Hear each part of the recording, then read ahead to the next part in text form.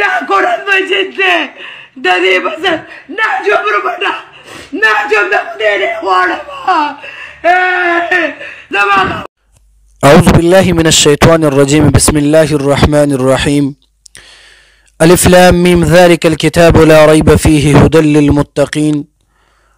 وقال النبي صلى الله عليه وسلم القرآن حجة لك أو عليك أو كما قال عليه الصلاة والسلام. انتهائی واجب الاحترام حضرات مسلمانان و دوستانو، یقینا هر چاته دا خبر معلوم دی چې کله یو غیر مسلم، یو کافر، هندو، مجوسی، آتش پرست یا یو یهودی د قرآن او د حدیث توهین او سپکاوی وکړي، نو په ملک پاکستان کې په دغه مسلمانانو په دغه سینه کې اور بل شي او دغه مسلمانان د خپل کورونو، د خپل مساجد، خپل مدارس، خپل خانقاهونه، خپل دکانونه او خپل هوټلونه بند کړي او دغه روټونو ته راوځي او جلسه او جلوس وکړي او د دې خبر اقرار او اظهار وکړي چې موږ د الله تعالی د قرآن سره مینه محبت لرو. ځکه چې یو غیر مسلم او کافر مرتد قرآن توهین او سپکاوی وکړي، نو په مسلمانانو په سینه او په دغه مسلمانانو په زړونو کې یو جذبه را پیدا شي.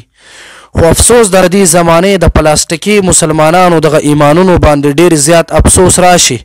چې کله یو کافر د قرآن توهین وکړي په دوی باندې اور بل شي، خو کله چې یو مسلمان د قرآن توهین وکړي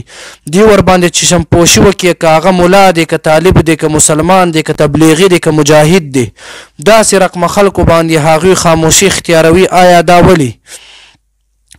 آیا دا کوم اسلام او کوم شریعت او کوم دین او کوم اسلام دی چې هغې کې مسلمان به د قرآن توهین او سپکاوی کوي او کفار به نه کوي؟ زه خو به دا ووایم چې که چېرته یو کفار د مسلمانانو په مقابله کې شي او د قرآن توهین وکړي،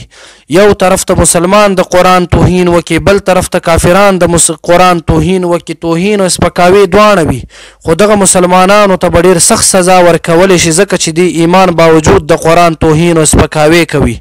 نن چې کله مونږ وکتل، مونږ د قرآن او د حدیثو نه مونږ مخ را اړولی دی او دنیا پسې لګېدلی او بیا دغه مسلمانانو دومره په زړونو او په دغه سترګو باندې پرده راغلی دی چې څوک د قرآن او د حدیث توهین سپکاوی کوي، هغې رد عمل په باوجود دوی هغې ته د همدردي او هغې سره مرسته کولو دپاره دغه اواز پورته کوي.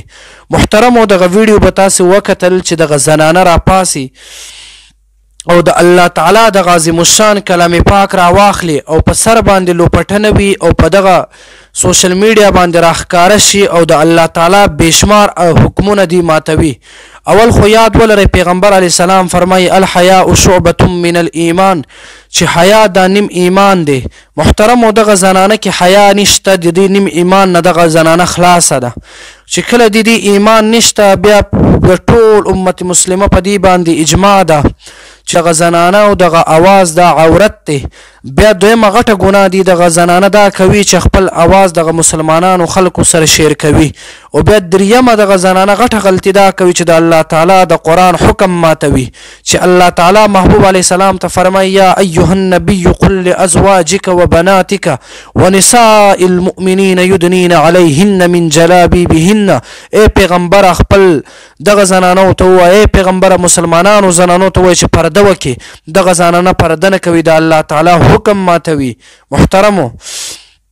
سره دی الله تعالی حکم ماتولو سره دی د قرآن توهین او سپکاوی کوي، سره د دې خبرې چې الله تعالی او د قرآن او د پیغمبر علیه الصلاة والسلام دا حکم دی چې کوم زنانه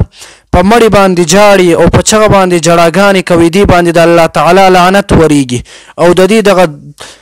خاون هغه خو بلا مړ هم نه وي، چېرته مردار دغه په هسپتال کې پروت دی او دوی ورباندې په تیزه په چغه جړاګانې کوي، په دې باندې د الله تعالی لعنت وریږي. یو لعنت د دې وجې نه چې دی پرده نه کوي، بل لعنت د دې وجې چې په چغه جړاګانې کوي. بل پیغمبر علیه الصلاة والسلام فرمایي کتابونو لیکلی دی چې د کوم زنانه په سر باندې څادر لوپټه پرده نه وي، دغه زنانه باندې د الله تعالی لعنت وریږي. محترمو، اوس یاد ولرئ چې حیا دې کې نشته، نیم ایمان د دې نشته، بیا پرده دې نه کوي په دې الله لعنت وریږي په چغه چغه جړاګانې کوي په دې باندې د الله لعنت وریږي آیا داسې یو انسان داسې یو مرداره زنانه چې په هغه د الله تعالی لعنت وریږي هغې کې ایمان کمی موجود راغلی وي هغه زنانه قرآن راواخلي او قرآن بې پرده او په سر باندې دوپټه صادر نه وي هغه زنانه قرآن راواخلي او قرآن کولاو کړي د قرآن مخې ته جړاګانې کوي آیا مسلمانانو دا کم اسلام او کم دین دی مسلمان راپاسه ستا غیرت څه شو چې کله امریکا کې یو زنانه یا یو انسان کافر مرتد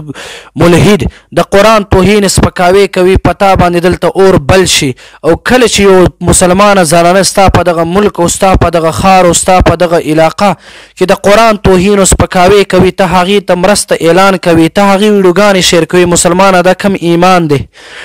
چرته د طلبه دا قرآن دې دپاره نه دی راغلی چې په چا مشکلات راشي او د قرآن توهین او سپکاوی کوي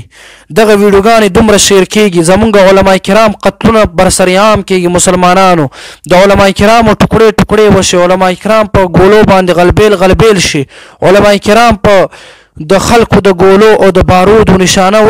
جوړ شي مسلمانان د همدردي مظاهره نه کوي کله چې یو فحاش یو فاجر یو د اسلام توهین او سپکاوی کوونکی یو انسان باندې چې کله یو دو ګزاره ولګي او د الله تعالی او د پیغمبر علیه السلام د سنتو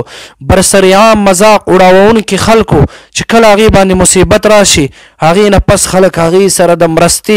مرسته کولو او د مدد کولو دغه اعلانونه جاری کوي رب کعبه قسم دی چې دغه انسانان د دنیا او د الله تعالی د مخلوقاتو په نظر کې هم سپک دی او د الله په نظر کې هم سپک دی د فرشتو په نظر کې هم سپک دی داسې خلکو نه انسانان څه چې شیطانان هم پناه غواړي محترم ولږ بیدار شئ او د ملک پاکستان دغه مشران دغه قائدین او